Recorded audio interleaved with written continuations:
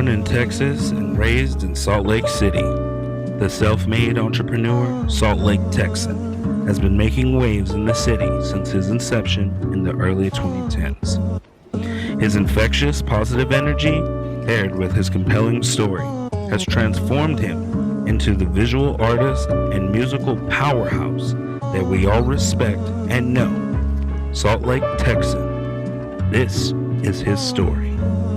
What's up, you guys? This is Phoenix Child with Artist Breakdown Club, Zodiac Entertainment. Today we are here at Roha. This is where we're going to be having our show on August 22nd. And I have Salt Lake Texan here with me.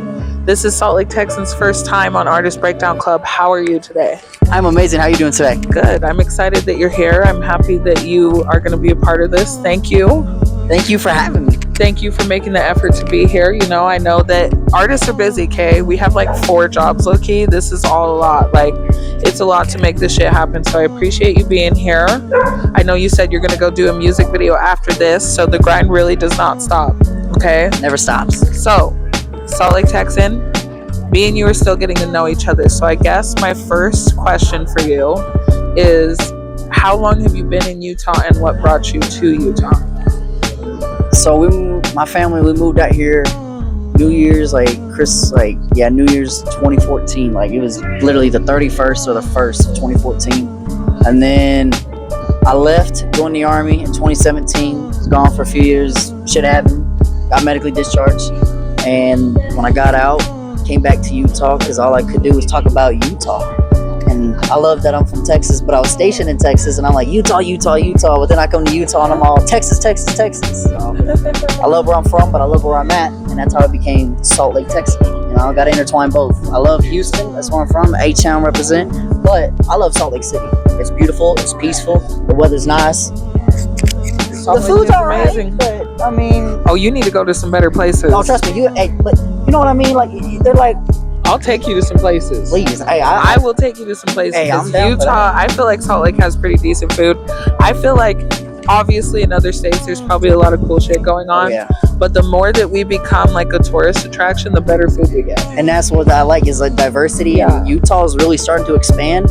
We're like, what, the 2nd or 3rd largest state that's growing? Yep. So I think you got to look up Salt Lake Foodie.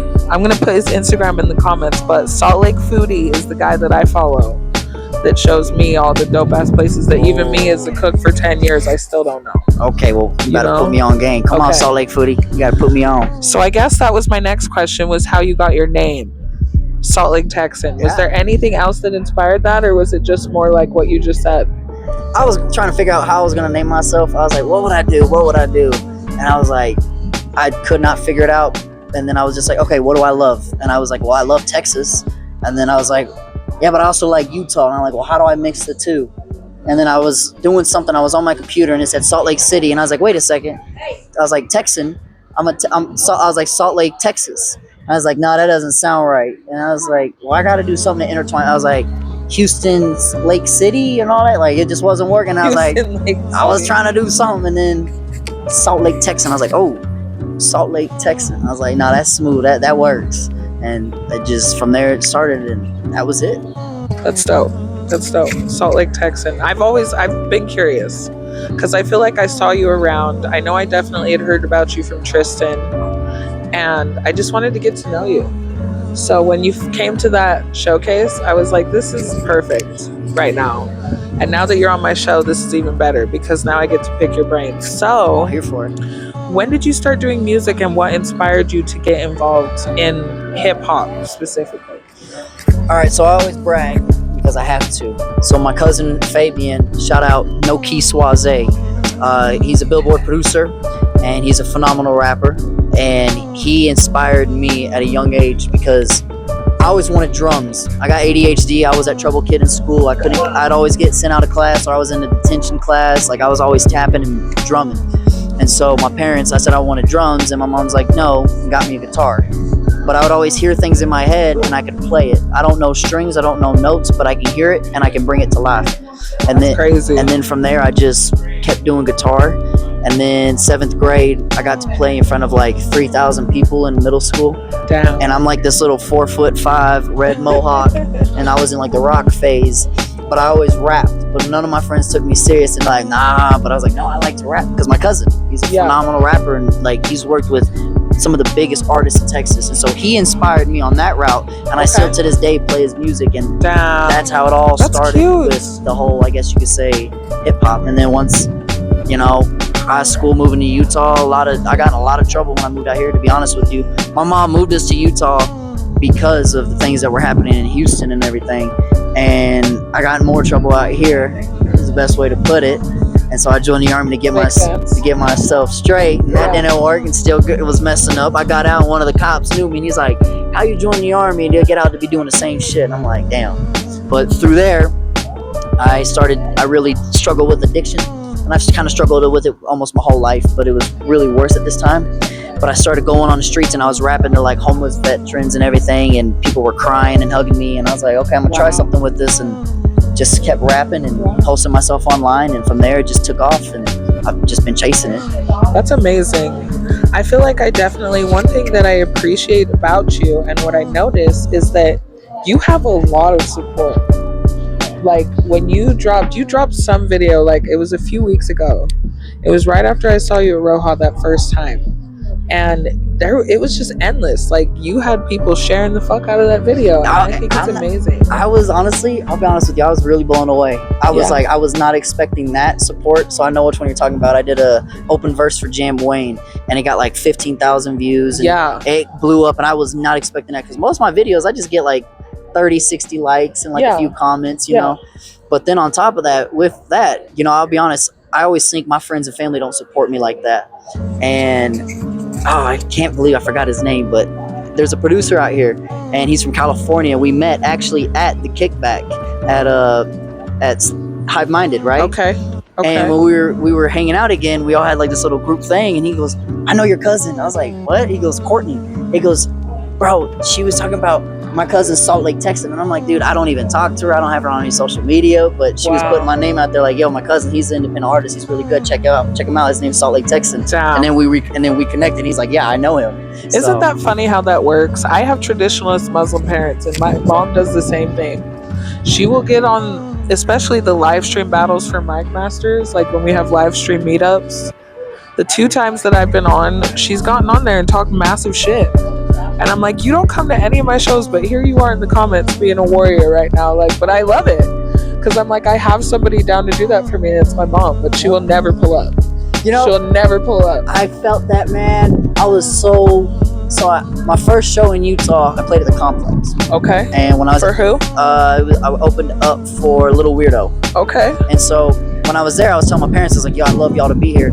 They've never come to any of my shows, and it is what it is. Because it motivates me, because that's how it's always been. Like, I don't know how to make this sound right, but there's other people that can relate with me. Is like, they don't support until they see the result. Yes. And then it's like when I wanted to join the Army, they're like, oh, you can't do it. I graduated by myself, no friends, no family, on Thanksgiving in 2017, just on that field by myself, and nobody was there. And I'm facing me like, oh, you did it? Oh, congratulations. It was like that with high school, because I was never supposed to graduate, but I made up 22.75 credits. You know, you can cheat the system. You know how that is. Like, high school's a joke. That's the easiest thing. It really is. Like, anybody out there that's young watching and you worry about high school, that's like the least of your problems. Just get it done for basic necessity of like basic employment. What I'm saying is that's it. Graduate, but that is like the least of your problems. It's unnecessary. It's not that hard, trust me. They'll be like, bring your transcripts, and then not ask you for them. And you did all that for what? Literally. They don't even, or they don't even. They stopped asking for mine a long time ago. They don't even ask for a diploma when I go to I've only been asked once, actually, for one job. Oh, shit. They were like, can you bring your transcripts? That was the only time. Oh, shit. Only once. I've never, they've never even asked if I had a diploma. I've only had like 5 jobs after the Army, but it's like each job that I've ever had, they just care that I have experience. I'm a line cook right now. That would be weird. If they were like, can you bring your transcripts? I'd be like, what the fuck? So, leading into what you said about performing, I'm hoping to catch one of your shows to be able to put this in, you know? Okay. I probably won't put that in. But what was one of your favorite performances out here, and why? Or wherever? Because I know that you've performed in other states.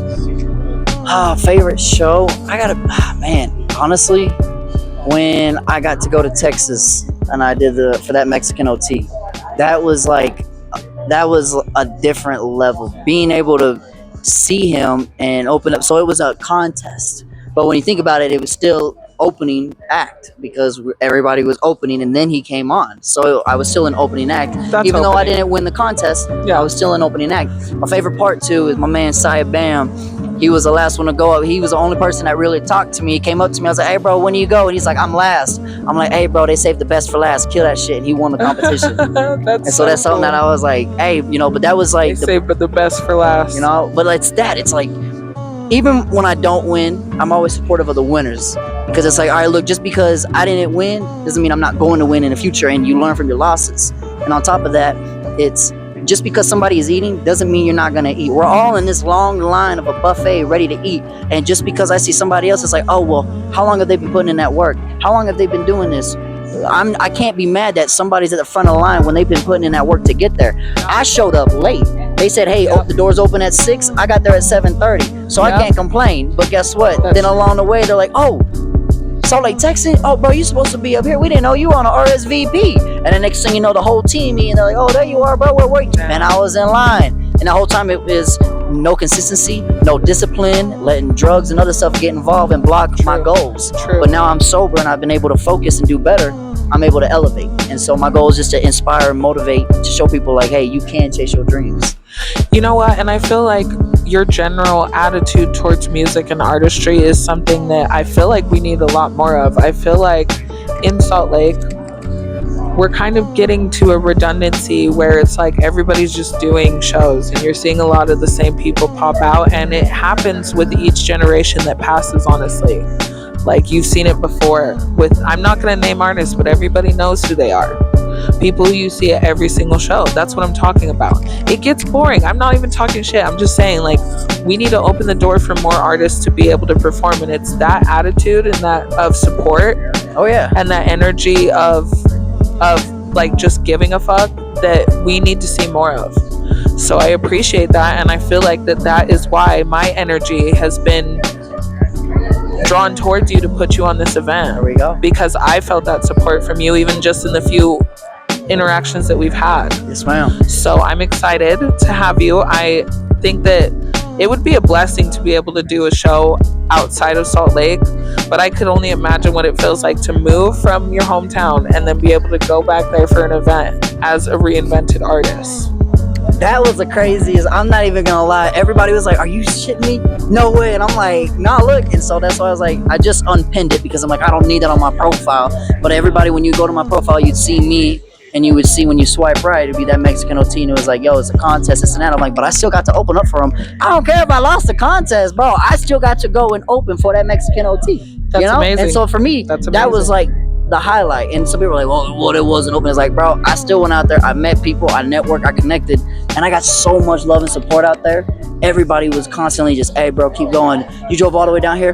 Our car broke down 3 times, and we had a baby. Damn. So we had a little baby. It was like 110 degrees Holy outside. shit. We're on the side of the highway, broke down. We broke down in Texas, New Mexico, Colorado, and then Utah again, actually. Holy and so shit. it's like just nonstop 26-hour drive. That's what I say when I say that this is not easy. No. It's not, especially like when you are self-led and when you're self-built and self-invested. It's not easy to do all this. Like, I'm in the middle of doing this, editing other interviews, and planning for my battle with the circuit on April 19th. Like, it's a lot. It's a lot. Especially when you, like, not just when you want to do it all, but when you have the motivation and drive to get it done. Damn straight. Because I feel like me and you could relate in that way, where it's like, it's 17.5 million projects going on, but they are all getting done. They're getting done regardless. They're getting done. That's right. And I'm not, and if I have to stop, for me, it's like if I have to take a break and be like, do not contact me for the next 3 days. That's right. And just focus on downloading videos or editing or writing or whatever it is. It just, like, sometimes it does feel like it never stops. That's right. But I love it. It's a blessing. But sometimes you're like, it can get holy overwhelming. shit, you know? So what do you like the most about being a musician in Salt Lake? I just like that I get to be myself.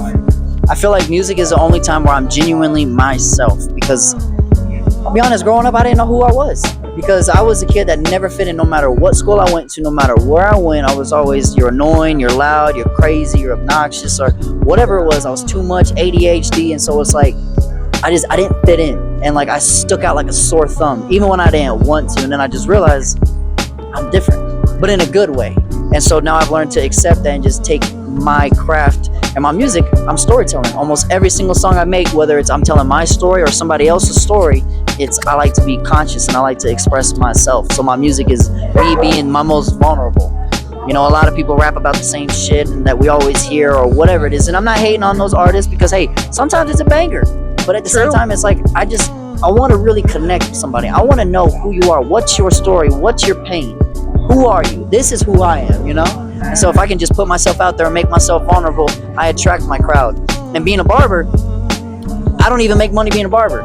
I'm a barber, but I go out and help the homeless. That's a way for me to give back to my community because I know a lot of artists out here that have money that are doing good for themselves, but I don't see them giving back, or they'll just have a video, man, of them handing out money and stuff. But it's like, no, I'll come out here like me and Keith McDonald from KRCL. Shouts out to Keith. Shout out Keith. We did a winter cold drive, and we got donations and stuff, and we went out. I told people, they're like, oh, I gotta send you money. I was like, no, this ain't about money. I don't want money. Just clothes. Like, because there's some people that they'll do, we'll take money, and then they don't do shit with that money. They keep it for themselves. And for me, I'm like, this ain't about money. It's just come out, let's donate our time, and let's just help give back. And so it's like, I found a way to give back to my community, and that was barbering. I'm able to connect and give back. And then I share my music, and they're like, dude, you're talented. And then I'm like, yeah, now I do videography, I do interviews, and I try to show everybody like, hey, no matter what it is, if you think it and you feel it, you can do anything you put your mind to. Because if you give something a 99.99%, then there's a 0.1% chance that you'll 100% fail. But if you give something 100%, you'll never fail. You guys, I'm blown away by Salt Lake Texan right now. Can I just say, like, you are really intelligent. I'm really enjoying being able to sit down and get to know you better. Well, thank you. So, in that regard, what do you feel like is something that if you had a choice and opportunity that you would change about the way the music scene is out here? Gatekeeping. I'm sick and tired of it. I will say and I will speak that shit. Okay, there's so many people to where it's crabs in a barrel. This is one thing I try to tell people is like, you can be friends, or in my opinion, the music scene, it's cliques, right? There's all these cliques. And then it's like, oh, well, you a clique hopper. I'm not a clique hopper. I'm a community. That's why I say community, unity, you and me. We all come together to help chase and obtain a dream. Because we can all go work for Jeff Bezos. We can all go work at Walmart, Costco. We can work for these corporations. Or we all come together and put each other on and we uplift each other. Because when you get to the top of a mountain, it's not lonely. I see people climb Mount Everest all the time. There's 30, 50 people, right? But yet it's supposed to be lonely. It's lonely at the top, but not everybody wants to really put in that work, or those fall off, and that's okay. But when you find people that are just as motivated and driven, it sucks when some people are like, oh, well, you're better than me. Nah. It's like, bro, let them shine. If you are connected with people that are shining and thriving, you understand that just means God's right around the corner. God's knocking in the neighborhood because he's blessing somebody else. Why would you? Oh, no. They got a path. Go. It's going to come back to you. That's how I view it. But it's always, oh, I know this person well.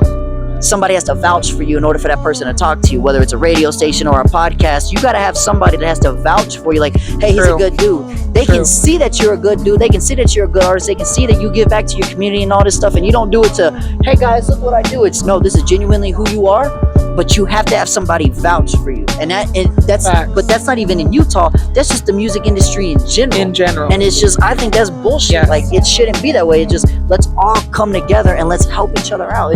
If you're good, I'm good, there should be no competition. Support me and I'm gonna support you. That's why when you go to my page, I'm putting other artists in my story, I'm putting other barbers in my story, I'm putting other photographers and videographers, and everybody's like, bro, but you're trying to build your business. I'm like, this ain't just about me. There's other people that are more talented in different areas that I can't hit. So if I can help their business, maybe they'll come back around and be like, hey, my man Salt Lake Texan's actually pretty good at this too. I can't film you on this day, but maybe he can. That's just how I view it. I don't view it as, oh, it's a me. Because I've been a solo wolf, but I'm trying to find my team, but I can't find a team, so I'm like, fuck it, community, everybody. Yeah, everybody. I appreciate that, and I feel like that's going to be a general theme in these interviews, and I would have to say that I agree. I feel like gatekeeping is crazy out here. I feel like crazy. A lot of the negative, more kind of spicier sides that the community and promoters and people in Salt Lake have gotten a witness of myself, the Phoenix Child, was based off of the fact that I don't do gatekeeping. That's right. You are letting me on that stage. I brought what you needed, and even if I didn't, you said it was an open mic, whatever I had to do, and I had to show a lot of a angrier and more ready to fight version. And I feel blessed to be able to have the opportunity to connect with venues like Roha Brewing. Shouts out to Roha again. Shout out Thank Roha. you. Because this is how we open the door for new artists. That's right. We're trying to build good opportunities for new artists. Do you care about showing up? One, do you care about what it takes to do it? And do you care about the other people around you? That's right. People that you may not know. That's why we do these. Hold on. That's why we do these interviews. That's why we do Artist Breakdown Club. For every artist that somebody doesn't know, Salt Lake, Texan, there may be people that I've known for years that don't know you. You're right. Now you know him. So come and watch him perform. Because as you can see, he's an amazing person with a great personality and wants to collaborate with Salt Lake. That's right. Wants to be here for the general movement and cause of just helping artists out here elevate. That's right. And I appreciate that. And not just that, but also with what you're saying, you know, not a lot of people understand this too, is sometimes like when you go to a show, even if it's just a small show or you're at a bar or whatever, even right here, you never know who's watching. Like that's what people don't understand. You don't know who's watching. There could be somebody could be connected to somebody in the industry. Somebody be connected to somebody very big. Radio stations. You don't know. For example, when we were setting up to do these interviews, today is our first day ever doing this at Roha, and everybody was like, "What are you doing?" And I was like, "Yeah, we're having a show here, August 22nd, Zodiac Entertainment, hip hop at Roha." Roha's not used to hip hop. They have a lot of bands play here. That's how I was introduced to this venue, was from Terrestrial Souls. We're ready to break it in. We're ready to get them ready for hip hop. We're ready to show them that hip hop isn't all drugs, guns, and money. And the best part, that there are people out here passing a good message. You made that shit happen. That's the best part. You're right. You just came in, you're like, all right, we're gonna add a little bit of spice to it. We're gonna put something different. Yeah. We're gonna change it up. And everybody's gonna be like, wait, what's this? Because it's something different. Yeah. But that's a part of community. And it's just like, hey, you don't have to just listen to this. Because I tell people too, being an artist, and you know this. Because like for me, I got a lot of projects that I haven't released. And everybody's like, bro, you don't release. And I'm like, but when I release, it's always heat. I don't release. You know, I believe in quality, not quantity. Yes. I'd rather drop one song every month or every 2 months instead of 10 songs a month. I want it to be good, you know? How many times? Any of my friends watching this, you know. Y'all know. I say that all the time because I'm the same way. I'm the same way. But so think about it. Like, it's really quality over quantity. I think that it's dope that there are people out there, like I could name some people, but that just go out and just write tons of music. Or that they feel confident enough to not even write to a beat and pull up to the studio on their paid time and write there. Like I grew up in kind of an era of that. Like, let's get together and write. Let's write right now. Let's do this. Let's write 6 songs this month. Like, that's all great. I commend you if you do that. But me, I feel like I'm more of like on an Amy Winehouse kind of vibe. Like, oh well, she only released 2 albums, 3 albums maybe when she was alive. How were they? Amazing. Masterpiece. Me, last year, I released 1 song. You guys know how it went down. It was great. So, you know, sometimes I feel like in a way I could be excusing myself for not having the correct amount of motivation. And I do kind of get on myself about that at times as a matter of growth. Like, well, you should be trying to write more. You say you want to do this, get motivated, right? Right. But at the same time, nothing is better. And every artist who writes music or does anything knows how it feels when it finds you. That's right. When motivation comes to you, when you hear a beat and it like punches you in the face and you wrote it in 15 minutes, and you're done. You feel it in your soul. Yep. See, it's funny because everybody always asks me, and I'll tell the viewers, they're like, how do you make your music? And I tell them, honestly, I write a song first. Every song that you've ever heard, I swear on my son, on everything that I love, especially my son's life. Every song, I write it first, and then the beat finds it, where I don't have to change a word, I don't have to change it, and it all fits smoothly. If it doesn't fit, if there's one syllable, one word completely off, I have to change, I gotta delete this word, no, the song's already written. Where's the beat? So it doesn't come as easy. And so the beat finds it, and then I'm like, and one of my buddies like, bro, you're crazy. He did it. And it took him like 2 months, but he called me crying. He's like, bro, I actually did what you said, and it worked. Wow. And I'm like, no shit. You know what? I do the opposite of you. You find the beat? I find the beat and then the song. And sometimes I'll sit there and I'll just be listening to the same beat for like years. Oh, I feel that. And then all of a sudden it's just like when I'm driving or when I'm at work or like something like that, where all of a sudden you're like, there it is. There it is. Yeah. So, but that's actually something I wanted to challenge myself to do, is just write a song. Because my best friend that passed away, he used to do that. He would always have lyrics written and he would just be cycling beats, because he would always be writing songs and then he would find the beats to go with the songs. And I do know people that write like that. I feel like a lot of rappers write like that. Me, I'm the opposite, because I have seen the music video before I even know what words are going on the song, straight up. So I think that's cool. There you go. I mean, we're like, and I think it's cool that you can inspire others through that as well, because I always like it when I feel like somebody comes back and tells me that a method that I've used works for them too. It is the most I love that feeling. Because you're like, hey, I'm onto something. Not just that, it boosts you. Yeah. And it's not like, oh, I'm cocky or nothing. It makes you more confident, because you're like, wait, I thought of this and it worked for me. And then somebody else took the same thing that I said and structured it in their life and it worked for them. Yeah. And then it just makes you feel like, oh my God, like, so I am an influencer. I am doing something. I'm on some leadership. That's right. I'm on some breaking barriers. Okay, so I feel like my last question for you is going to be, what advice do you feel like you would give to an artist that is trying to get where you are, that sees your grass is greener than theirs, that wants to break out into the music, barbering, photography world? What advice would you give them? Honestly, just go for it. Like, I know that everybody says that, but do not compare. It's true. Be grateful and understand that it's gonna take a lot of time and you're gonna fail way more times. But when you see somebody else winning, just be happy for them, because when it comes to you, it's gonna be great. But don't get too excited over your wins and too sad over your losses. Just take it as it comes, because don't dwell too much on, oh, this is coming. Oh my God, this is great. Because guess what? So now you just had this high expectation and you were on cloud 9, right?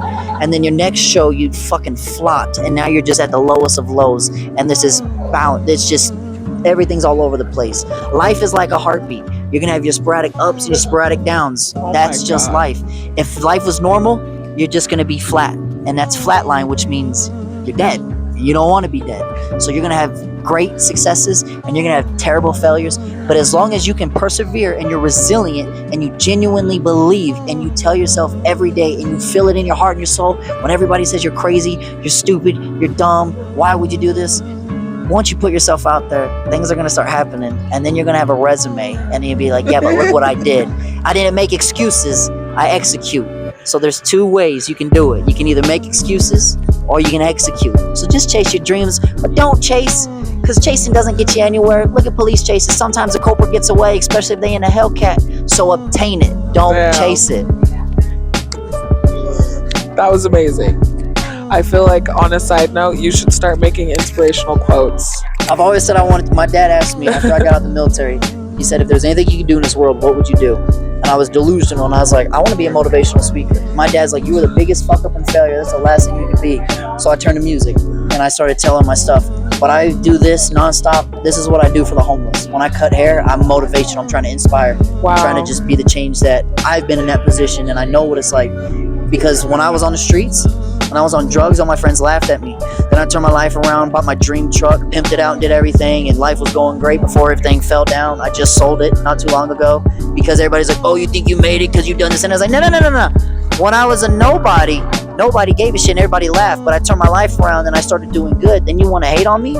I've supported you along your whole journey, but yet I turned my life around and I'm still the bad guy, or you don't look at me any bit different? I don't think I'm different, but I'm proud of myself from where I was and where I'm at, because I envisioned it, but I never thought it would happen until I woke up and I'm like, wait, you're living in the moment you prayed for. Because if myself from 5 years ago could see where I'm at today, I'd be like, that's not me. That's not who I'm gonna be. And I'd be like, but it is, because you believed and you chased your dreams and you got your head out your ass. And that's all I'm trying to do. Is like, if you actually know me and you know the shit that I've done, especially after the army, I was getting in trouble with the cops, doing stuff I shouldn't have done, but I've learned from my mistakes. It was having a son, and when he was born, I didn't even feel that connection until He's about 6 months, and I looked at him and I was like, wow, this is me. And I was like, I cannot fail the way I was failed, and I got to break some generational curses. Wow. And that's just the best way to say it. Well, Salt Lake Texan, I'm proud of you for everything that you've done on your journey. Well, thank you. And I wish you the best going forward in your journey. You can catch Salt Lake Texan with us at The Artist or at Zodiac Presents Leo, August 22nd, here at Roha Brewing. Show starts at 3. Make sure you're here. Lord, you found me broken, buried in shame. You whispered my name through the fire and the rain. I was drowning in doubt, you reached with your hand out. Held me close, never left my side. What the world called ruin, you called right. I finally found peace and I'm alive. Hallelujah, I'm not who I used to be. Grace from my story, now I walk in victory. I'll lift my hands, give him all praise. Saved by his name, I'll embrace the pain. Sing about the trials, how he's been by my side every step, every mile. Even when I'm in denial, but now I'm free. I'm not who I was, I've been redeemed. He carried that cross, he paid the cost. Restored the faith, man, that I lost. If I talk about the devil or the demons that I be preaching, but if I talk about God, then I'm insane. Yeah, faithful that works won't spark that flame. Like David with a sling, I face giants in his name. God give you power, but he also give you strength. He opens the door, but you choose the gate. You have to spread love, don't embrace the hate. The devil's on the radio, don't be his prey. Let the Lord take control and be his DJ. I say his name with faith when I pray, cause life's a risk, but faith is key. Step in the water like Peter believed. I was lost in a storm, but he calmed the waves. Pulled me from the dark, now I'm walking in grace. Chains are heavy, but he broke them all. Lifted me higher when I started to fall. Don't let the doubt be what you hide. Nothing stopping you but the fear inside. Trust the Lord and let him be your guide. He's the strength when hope has died. He's the lamb they prophesied. He's the king they crucified. Even in the silence he hears your cry. In the darkest valley loves never die. So Lord, you found me broken, buried in shame. You whispered my name through the fire and the rain. I was drowning in doubt, you reached with your hand out. Held me close, never left my side. What the world called ruin, you called right. I finally found peace and I'm alive. Hallelujah, I'm not who I used to be. Grace from my story, now I walk in victory. I'll lift my hands, give him all praise. Saved by his name, I'll embrace the pain. Sing about the trials, how he's been by my side every step, every mile. Even when I'm in denial, but now I'm free. I'm not who I was, I've been redeemed. He carried that cross, he paid the cost. Restored the faith, man, that I lost. I once was lost, but now I'm alive. Like Ezekiel's bones, you brought me to life. From dust and despair, you made me rise. Help me realize that life's a blessing. This is not religion, it's a holy connection. Grace over guilt, love without condition. This is my story, my truth, my song. Through every weakness, he made me strong. Thank the Lord, I've been set free. I'm not who I was, I walk in victory. And I don't hide from the pain that I faced. I wear like armor, covered in grace. I should have been gone, but mercy said stay. I should have been lost, but you made a way. Now I see the purpose in all the scars of the map that led me to the stars. No chains on my soul, no fear on my chest. I laid down my burdens and into your rest. I confess to you and let go of the lies, and the weight of my past no longer defines. I'm held by grace, every rights and lines. Your mercy was there, always in disguise. You turned every loss into sacred design. What once broke me will help others rise. So Lord, you found me broken, buried in shame. You whispered my name through the fire and the rain. I was drowning in doubt, you reached with your hand out. Held me close, never left my side. What the world called ruin, you called right. I finally found peace and I'm alive. Hallelujah, I'm not who I used to be. Grace from my story, now I walk in victory. I'll lift my hands, give him all praise. Saved by his name, I'll embrace the pain. Sing about the trials, how he's been by my side every step, every mile. Even when I'm in denial, but now I'm free. I'm not who I was, I've been redeemed. He carried that cross, he paid the cost. Restored the faith, man, that